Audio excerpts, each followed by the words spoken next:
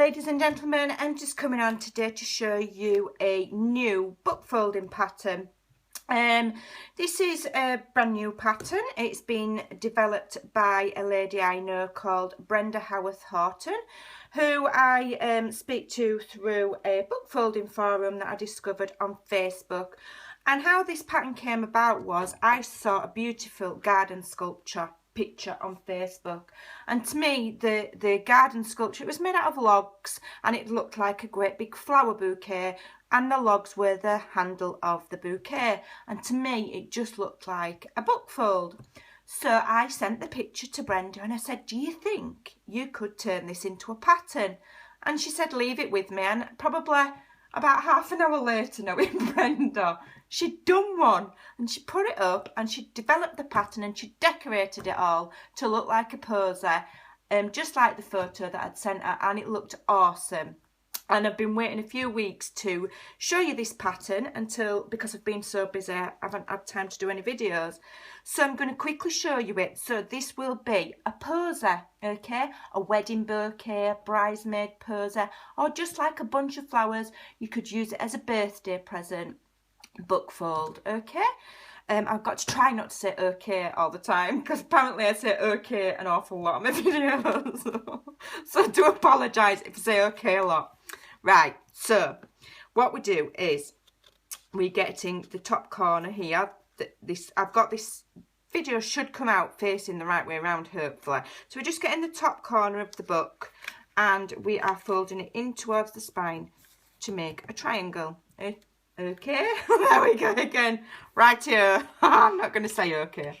And then we just draw a line with pencil. It won't show, to where that fold has met the page on the inside. Then we're going to unfold it up carefully so we don't rip it. And where you've got your line, you're going to cut 3/4 across, 3/4 of the page across, just leaving a small amount. Now if you cut it too short, you won't be able to fold this bottom part in, and if you cut it too much, it will just tear and it won't be a firm book fold. So you've got to be careful. I've measured on this, it's quite a small book, and I've estimated that it's about 3 centimetres from the spine to there is where I want to cut. So you're just roughly guesstimating 3/4 or just over. Okay, and then what you do with this flappy bit is you fold it in half towards the spine, like so. Nice crisp folds. Make sure it's right up against the spine. Make sure it's flush there so that it's not wonky. And then you fold in a half again. Take some time. You get nice crisp folds if you take time. This is not a difficult book fold because each page is exactly the same. You're not even alternating between two patterns. You're doing the same thing on every single page. So then you fold this back down again. Okay, now to shape this part of the poser, which is going to be the head of the poser, Brenda developed this little fold here.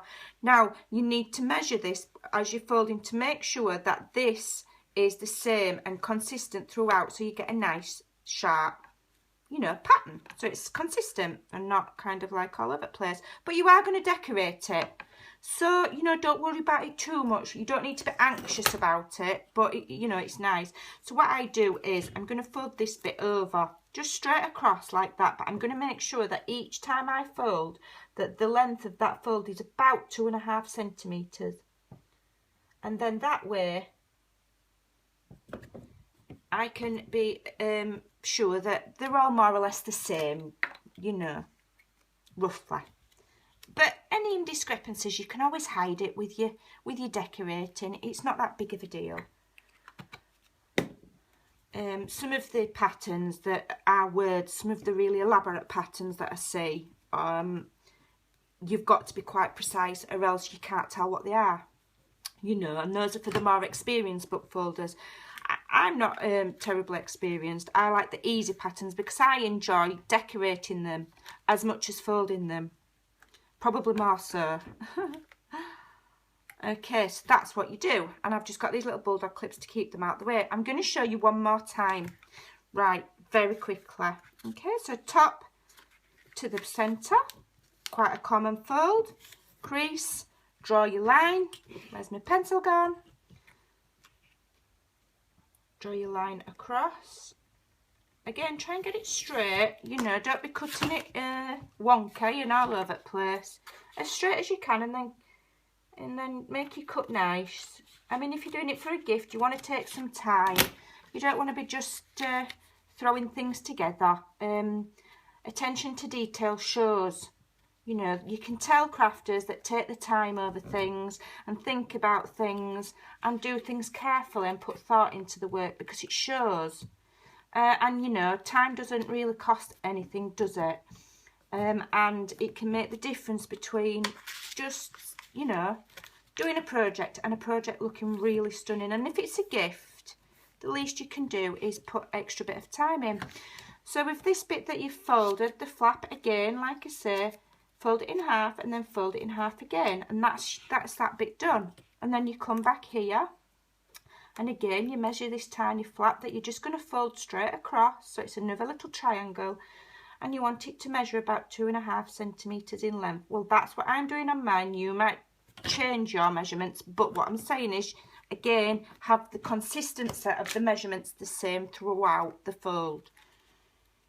A little bit of glue stick, and I'm using glue stick. Don't use wet glue, because the wet glue can wrinkle the pages and you can end up with not very attractive looking pages. So that is your basic fold. Okay, so it looks like a triangle at the top with a flat bit, then it goes in, and then you've got a rectangle, and it's going to be, like I say, a poser, and it's going to look stunning when we've done them and decorated them.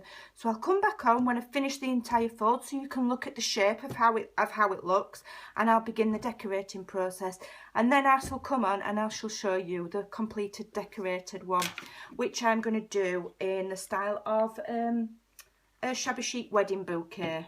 Okay, ladies and gents, there you go. Give it a try. Super easy. Thanks for watching. Bye for now.